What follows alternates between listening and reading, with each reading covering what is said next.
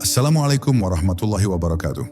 Sahabat jiwa yang dirahmati Allah, pernahkah engkau bertanya dalam diam, siapakah sebenarnya dirimu dan kemanakah langkah hidup ini akan berujung? Ada jalan sunyi yang hanya bisa ditemukan oleh hati yang berani mencari, jalan menuju ma'rifatullah, jalan mengenal Allah dengan lebih dalam daripada sekadar kata. Dalam video ini, kita akan menyusuri lapisan demi lapisan rahasia batin, membuka tabir yang selama ini menutupi cahaya, dan merenungi tanda-tandanya yang tersembunyi di balik nafas, rasa, hingga keheningan. Jangan sekadar menonton, tapi ikutlah merasakan, resapilah setiap kalimatnya, dan biarkan hatimu yang menjawab panggilan ini. Sebelum kita mulai, saya ingin bertanya, apakah engkau siap berjalan bersama, menapaki langkah awal menuju ma'rifatullah? Jika iya, tuliskan di kolom komentar dengan hati yang jujur, saya siap berjalan. Mari kita mulai perjalanan ini. Bab 1. Panggilan sunyi dari dalam jiwa. Pernahkah engkau merasakan di tengah keramaian dunia, ada sebuah ruang kosong dalam hatimu yang tak pernah bisa terisi? Seakan ada sesuatu yang hilang, yang tidak mampu ditutupi dengan harta, jabatan, bahkan cinta manusia. Keheningan itu begitu sunyi, namun begitu kuat. Seperti panggilan samar yang mengetuk dari kedalaman jiwa. Ia bukan suara telinga, bukan pula bisikan pikiran, melainkan getaran rahasia yang hanya bisa dirasakan. Dan ketika panggilan itu datang, engkau akan bertanya, apakah ini sekadar perasaan atau sebuah undangan dari sesuatu yang lebih besar, lebih misterius, dan lebih abadi daripada seluruh dunia ini? Jalan menuju ma'rifatullah selalu dimulai dengan sebuah panggilan. Namun tidak semua manusia mampu mendengarnya. Banyak yang terlalu sibuk mengejar gemerlap dunia, hingga suara itu tenggelam oleh kesibukan, ambisi, dan hasrat yang tak pernah selesai. Tetapi bagi hati yang disiapkan, panggilan itu begitu jelas. Ia muncul dalam kegelisahan yang tak bisa dijelaskan, dalam kerinduan yang tidak tahu harus ditujukan kepada siapa, dalam hampa yang seolah menelan semua kesenangan dunia. Saat itu, engkau mulai sadar, ada sesuatu yang melampaui segalanya, dan ia memanggilmu untuk berjalan lebih dalam. Panggilan ini sering hadir di saat-saat rapuh, ketika doa terasa tak kunjung berjawab, ketika kehidupan begitu kosong meski segalanya telah dimiliki, ketika dunia yang diharapkan memberi kebahagiaan ternyata hanya menyisakan keletihan. Justru di titik itulah sebuah celah rahasia terbuka. Seakan ada tangan tak terlihat yang mengangkat tirai, memperlihatkan bahwa hidup ini hanyalah bayangan, sementara ada realitas yang jauh lebih hakiki menanti di baliknya. Dan engkau pun merasa ada sesuatu yang ingin ditemukan, sesuatu yang tak bisa didefinisikan, namun terasa begitu dekat dan menggetarkan. Namun jangan salah, tidak semua orang berani menanggapi panggilan itu. Sebab begitu engkau melangkah, jalan ini tidak lagi sekadar ilmu yang dibaca, bukan pula ibadah yang dilakukan sekadar rutinitas.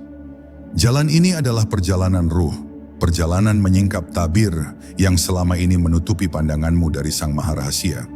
Ia akan memaksamu menanggalkan topeng dunia, membongkar lapisan kesombongan yang tersembunyi, hingga engkau berdiri telanjang dalam kerapuhanmu sendiri. Inilah syarat pertama, keberanian untuk mengakui bahwa engkau bukan siapa-siapa di hadapan Yang Maha Segalanya. Maka bila engkau merasakan panggilan sunyi itu, jangan abaikan. Itu bukan kebetulan, bukan halusinasi. Itu adalah undangan rahasia dari Tuhan, sebuah kode ilahi yang hanya dikirim kepada jiwa-jiwa terpilih. Jika engkau menjawabnya, engkau akan dibawa ke jalan yang sedikit orang berani memasukinya. Jalan misterius menuju ma'rifatullah. Jalan yang akan membawamu melampaui batas akal, menembus ruang batin, hingga engkau menemukan sesuatu yang selama ini engkau cari, sesuatu yang sesungguhnya lebih dekat daripada urat lehermu sendiri. Bab 2. Menyingkap tabir ego. Perjalanan menuju ma'rifatullah tidak pernah dimulai dari luar diri, melainkan dari dalam. Dan musuh pertama yang akan menghadang bukan setan, bukan dunia, tetapi sesuatu yang paling dekat, ego. Dialah tabir paling tebal yang memisahkan manusia dari Tuhannya. Ego membisikkan kesombongan, menanamkan rasa memiliki, dan menipu manusia dengan ilusi seolah ia adalah penguasa hidupnya sendiri. Ia berkata, "Aku mampu, aku berkuasa, aku menentukan." Padahal sesungguhnya semua hanyalah pinjaman, semua hanyalah titipan.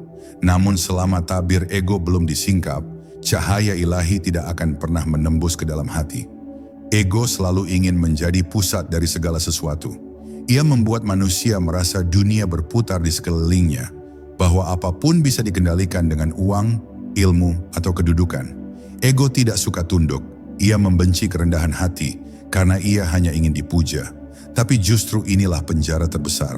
Semakin besar ego, semakin sempit hati, dan semakin jauh jarak manusia dari Allah. Disitulah misteri perjalanan ini.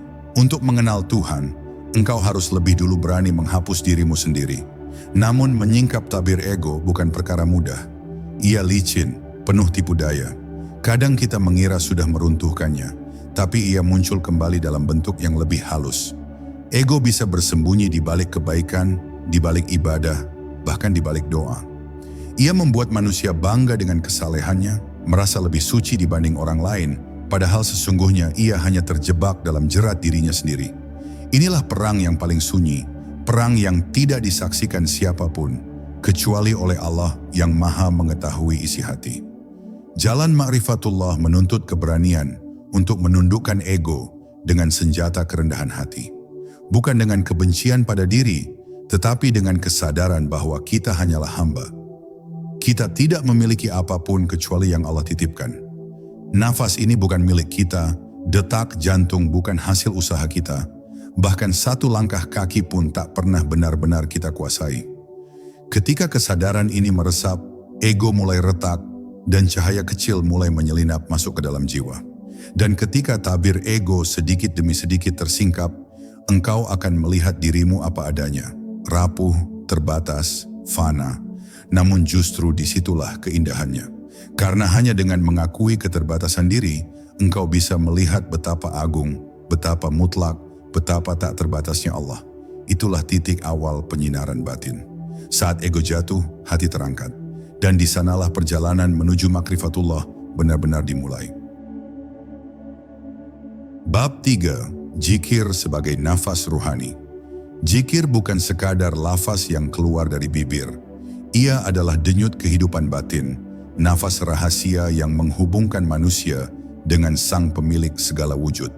Setiap kali lidah menyebut asmanya, hati mengetuk pintu yang tak terlihat, seakan memohon izin untuk masuk lebih dalam, menyingkap tabir-tabir rahasia. Tetapi zikir yang sejati bukanlah sekadar bunyi, ia adalah kesadaran. Ia adalah kehadiran hati yang merasakan Allah selalu bersama, bahkan di saat-saat paling sepi dan paling gelap. Di dalam keheningan zikir, sesuatu yang misterius terjadi. Dunia perlahan menjauh, suara-suara fana meredup, hingga yang tersisa hanyalah kesadaran bahwa Allah begitu dekat, lebih dekat dari urat leher. Nafas demi nafas menjadi irama pengingat, detak jantung seolah berzikir tanpa henti. Inilah saat di mana engkau menyadari bahwa hidup sejatinya hanyalah untaian zikir panjang. Sebuah perjalanan kembali menuju asal, menuju Dia yang tiada pernah meninggalkanmu.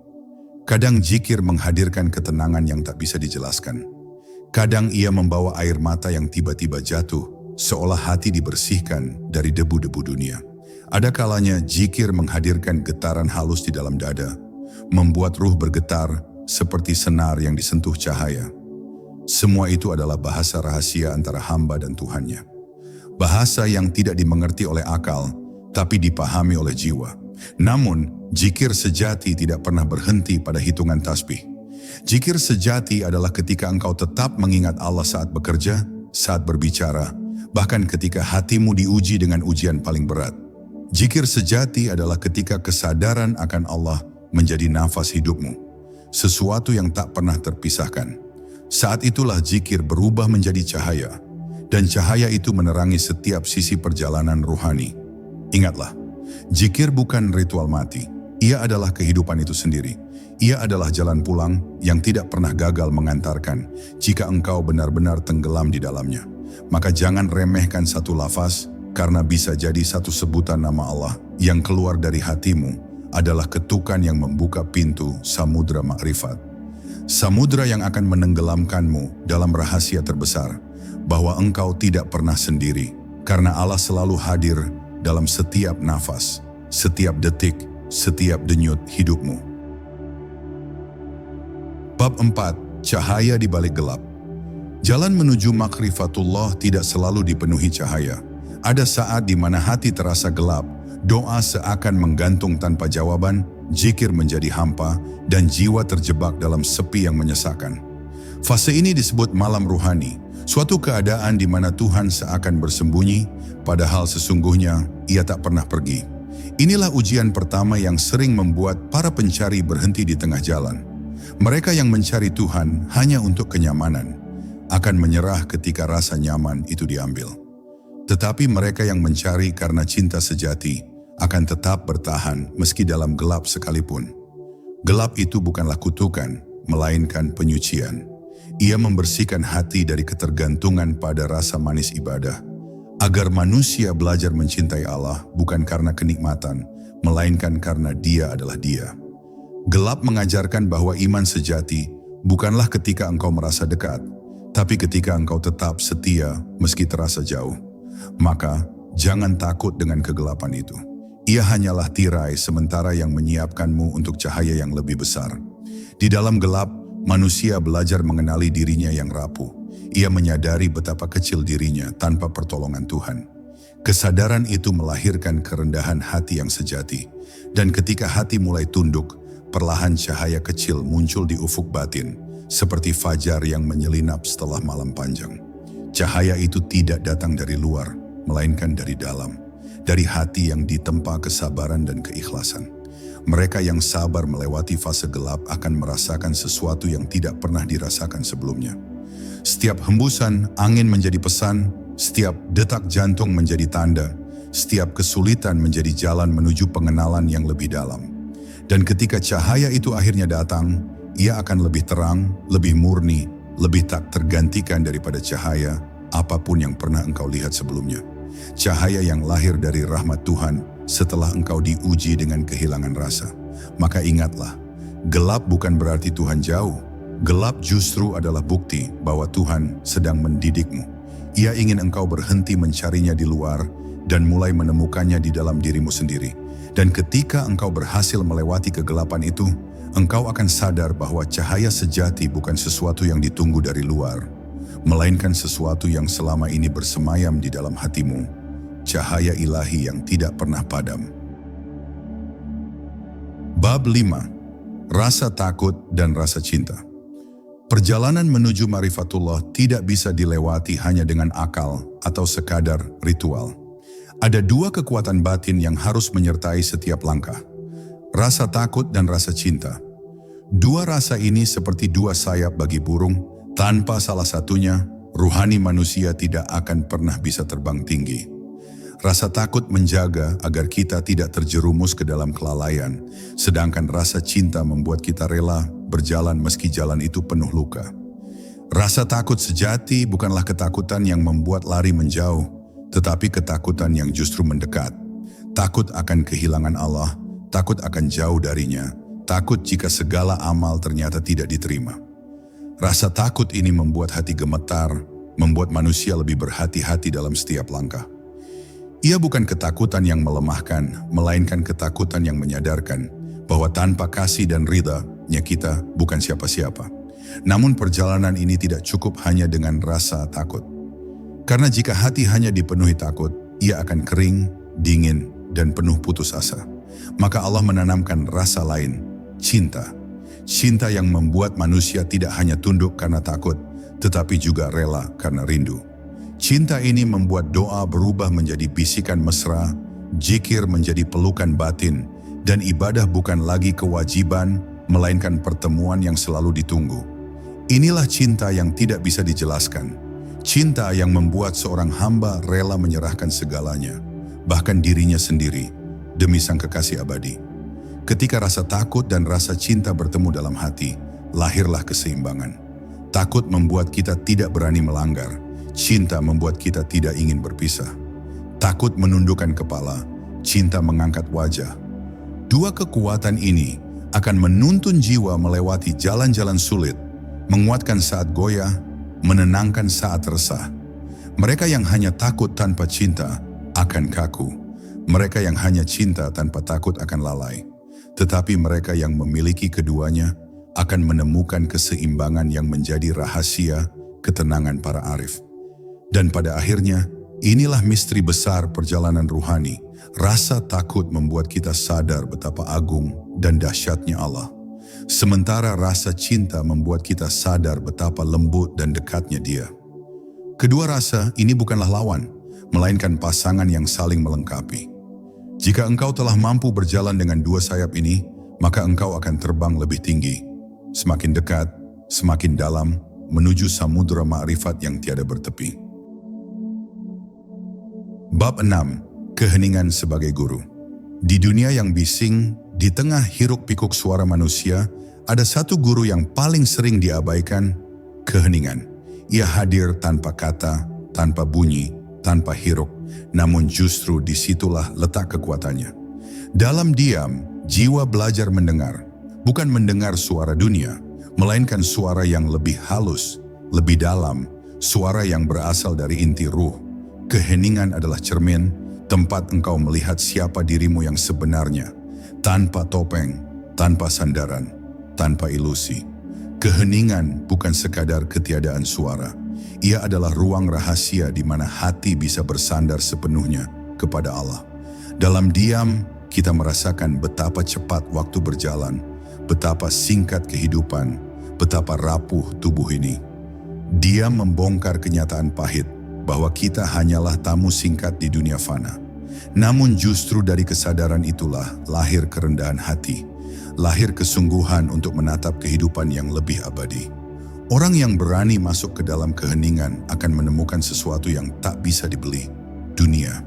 Di sana ada ketenangan yang tak dapat diganggu oleh kebisingan luar, ada kejernihan yang tidak bisa dipalsukan oleh kata-kata. Dalam hening, doa menjadi lebih dalam, zikir menjadi lebih khusyuk, air mata lebih mudah jatuh, dan hati lebih mudah disentuh. Keheningan mengajarkan kita untuk berhenti sejenak, melepaskan semua hiruk, dan hanya berhadapan dengan Sang Pencipta. Namun tidak semua orang mampu bertahan dalam keheningan. Banyak yang justru gelisah ketika dunia menjadi terlalu sunyi, seolah takut berjumpa dengan dirinya sendiri.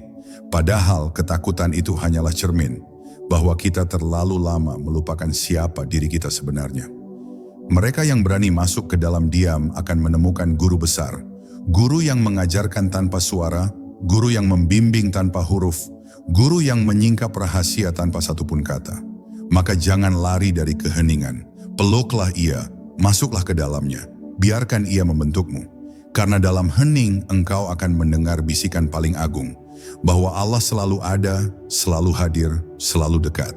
Keheningan adalah pintu, dan jika engkau berani melangkah melewatinya, engkau akan menemukan lautan kesadaran yang lebih luas daripada segala gemuruh dunia.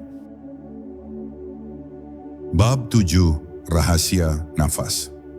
Setiap tarikan dan hembusan nafas sesungguhnya adalah tanda, namun jarang sekali kita menyadarinya. Kita hidup di antara ribuan helaan nafas, namun tidak pernah benar-benar memperhatikannya. Nafas adalah rahasia yang paling dekat, paling nyata, sekaligus paling misterius. Di dalamnya tersimpan isyarat ketuhanan yang tersembunyi, seakan Allah menitipkan pesan kepada setiap hambanya, bahwa kehidupan hanyalah pinjaman yang terus berulang, dan kapan saja bisa diambil kembali. Jika engkau mau diam sejenak, lalu memperhatikan nafasmu, engkau akan menyadari bahwa setiap tarikan adalah anugerah dan setiap hembusan adalah pelepasan.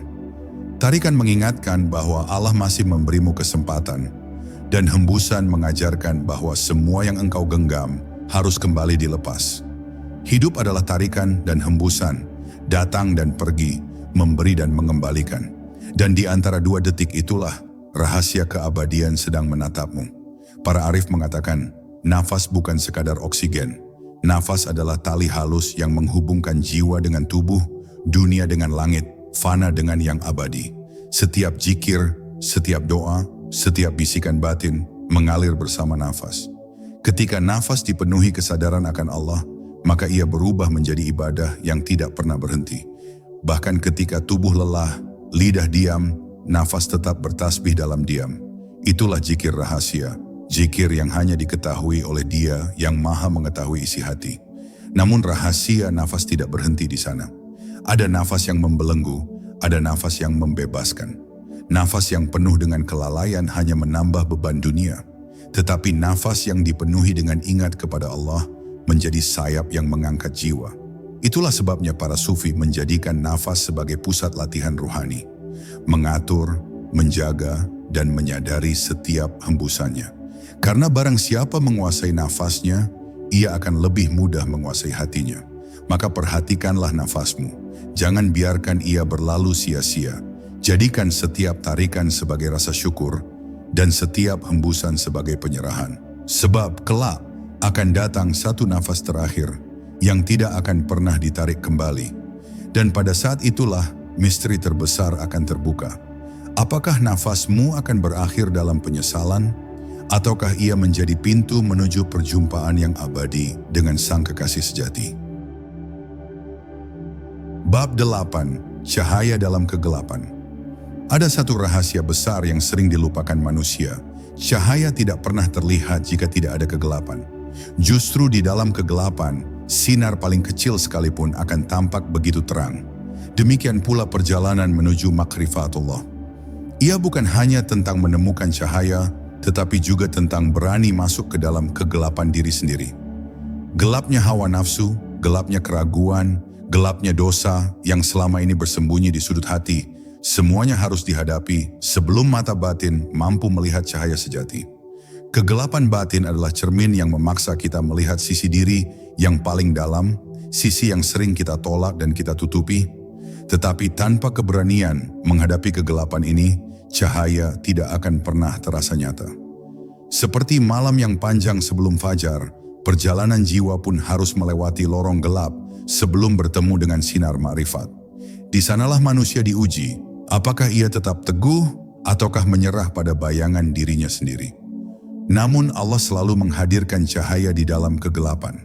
Kadang berupa kesadaran yang tiba-tiba menyentuh hati, kadang berupa rasa penyesalan yang mendorong kita untuk kembali, kadang berupa kejadian yang menghancurkan kesombongan dan membuka jalan kerendahan hati.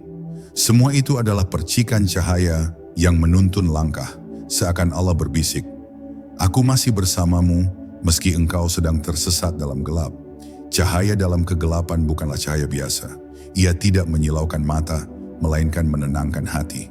Ia tidak datang dari dunia luar, melainkan lahir dari dalam ruh, ketika hati mulai dipenuhi dengan zikir, doa, dan kerinduan kepadanya. Cahaya ini tidak bisa dipalsukan, tidak bisa dibeli, tidak bisa dipertontonkan. Ia hanya bisa dirasakan oleh jiwa yang berani jujur dengan dirinya sendiri dan rela membuka tabir demi tabir yang menutupi nur ilahi. Dan ketika cahaya itu akhirnya benar-benar muncul, engkau akan menyadari sesuatu, bahwa sesungguhnya kegelapan hanyalah jalan. Tanpa gelap, engkau tidak akan pernah menghargai terang. Tanpa jatuh, engkau tidak akan pernah merasakan nikmatnya bangkit. Tanpa kehilangan, engkau tidak akan pernah tahu arti perjumpaan. Cahaya dalam kegelapan adalah rahasia Allah yang paling lembut. Sebuah tanda bahwa setiap luka, setiap tangis, setiap kegagalan, hanyalah caranya menyiapkan dirimu untuk melihat cahaya yang sejati. Bab 9. Suara hati yang tersembunyi. Di dalam diri setiap manusia, ada sebuah suara yang nyaris tak pernah terdengar. Suara itu begitu halus, begitu lembut, sehingga sering tertutup oleh kebisingan dunia dan hiruk-pikuk pikiran. Ia bukan suara akal, bukan pula bisikan nafsu, melainkan suara hati yang tersembunyi. Suara inilah yang sering disebut sebagai fitrah, inti terdalam dari manusia yang sejak awal mengenal Tuhannya. Namun karena tertutup debu dunia, suara itu perlahan meredup, seakan menghilang, padahal ia tidak pernah benar-benar pergi. Suara hati yang tersembunyi ini adalah saksi. Ia mengingatkanmu pada kebaikan ketika engkau hampir tergelincir. Ia menimbulkan rasa bersalah ketika engkau memilih jalan salah. Dan ia membangkitkan rasa damai ketika engkau mendekat kepada Allah. Tetapi kebanyakan manusia lebih memilih untuk menutup telinga dari suara itu, karena suara hati seringkali bertentangan dengan keinginan duniawi. Maka manusia pun hidup dalam kebisuan batin, seakan terputus dari panggilan sejatinya. Namun siapapun yang berani duduk dalam keheningan, menyingkirkan kebisingan pikiran, dan masuk ke ruang batin yang terdalam, akan mendengar suara itu kembali. Ia tidak datang dengan teriakan, melainkan dengan getaran halus yang menyentuh jiwa. Kadang berupa rasa tidak nyaman yang mendorongmu untuk kembali ke jalan benar, kadang berupa ketenangan yang membuatmu yakin atas pilihanmu. Suara ini adalah rahasia ilahi dalam diri manusia, seakan Allah menitipkan potongan cahayanya di dalam dada setiap hamba. Para pencari makrifat belajar mendengarkan suara ini dengan penuh kesungguhan. Mereka tahu, suara hati bukan sekadar perasaan, melainkan isyarat yang muncul ketika jiwa selaras dengan fitrah aslinya. Dan ketika seseorang benar-benar mendengar dan menuruti suara itu, hidupnya akan dipenuhi arahan tanpa harus selalu bergantung pada suara luar. Ia berjalan bukan lagi dengan nafsu, tetapi dengan cahaya petunjuk yang tumbuh dari dalam dirinya sendiri. Dan disinilah letak rahasia terbesar. Suara hati yang tersembunyi bukanlah milikmu semata, melainkan gema dari firman Allah yang pertama kali engkau dengar di alam ruh. Ketika dia bertanya, "Bukankah aku ini Tuhanmu?" Dan engkau menjawab, "Benar, engkau Tuhan kami." Suara itu tidak pernah mati, hanya tertutup oleh debu. Dan jika engkau berani membersihkan cermin hati, suara itu akan terdengar kembali, memandu langkahmu menuju pertemuan agung dengan Sang Pencipta. Bab 10. Puncak Penyerahan. Pada akhirnya semua jalan ruhani, semua pencarian, semua kerinduan, bermuara pada satu titik, penyerahan. Disinilah segala upaya manusia berhenti, segala daya runtuh, segala rasa berujung pada pasrah total kepada Allah. Puncak makrifat bukan ketika engkau merasa tahu segalanya, melainkan ketika engkau rela tidak tahu apa-apa, karena hanya Dia yang benar-benar mengetahui. Puncak penyerahan bukan ketika engkau merasa mampu, melainkan ketika engkau sadar bahwa segala kemampuan hanyalah pinjaman darinya. Penyerahan sejati bukanlah kelemahan, melainkan kekuatan yang paling tinggi. Sebab di saat manusia menyerahkan segalanya, justru disitulah Allah mengambil alih sepenuhnya. Inilah titik di mana seorang hamba berhenti melawan takdir, berhenti menggenggam dunia, berhenti memaksa jalannya sendiri. Ia mulai hidup dalam arus kehendak ilahi, menerima dengan lapang dada, dan berjalan dengan ringan karena hatinya tidak lagi terikat. Ketika penyerahan telah tercapai, doa tidak lagi dipenuhi permintaan, melainkan rasa syukur. Zikir tidak lagi menjadi beban, melainkan desahan rindu. Hidup tidak lagi tampak sebagai ujian yang menakutkan, melainkan sebagai pertemuan panjang dengan Sang Kekasih. Segala yang terjadi, baik yang manis maupun yang pahit, dipandang sebagai surat cinta dari Allah, yang setiap hurufnya membawa makna tersembunyi bagi hati yang mampu membacanya. Dan inilah rahasia terbesar, penyerahan adalah kebebasan. Karena ketika engkau benar-benar menyerahkan diri kepada Allah, engkau tidak lagi diperbudak oleh dunia, tidak lagi dikendalikan oleh nafsu, tidak lagi diperhamba oleh rasa takut. Engkau menjadi hamba sejati, tetapi justru disitulah engkau merasakan kemerdekaan yang tidak bisa ditawarkan oleh siapapun. Inilah puncak yang hanya bisa dirasakan, tidak bisa dijelaskan sepenuhnya dengan kata. Maka wahai jiwa yang berjalan di jalan makrifat, ketahuilah, semua langkahmu, semua tangismu, semua pencarianmu, sesungguhnya menuju ke sini, penyerahan total kepada Allah.